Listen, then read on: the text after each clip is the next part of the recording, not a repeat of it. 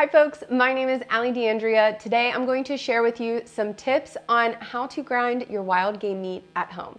First thing you'll need is a meat grinder. I have a 0.75 horsepower LEM meat grinder that I will be using today. The main thing to know when choosing a meat grinder is they come in various levels of horsepower. As a general rule of thumb, the higher the number, the quicker it's going to grind your meat. The lower the number, the longer it's going to take. So really it's just about choosing a grinder that fits your needs. Before you actually start grinding your meat, you want to make sure that it is very, very cold. I like to throw the meat in the freezer 30 minutes before I start grinding, and I keep the parts that come in contact with the meat in the freezer for a couple hours before I get started. When your meat is warm, it will get gunked up and stuck in the grinder. So it's best to keep things cold.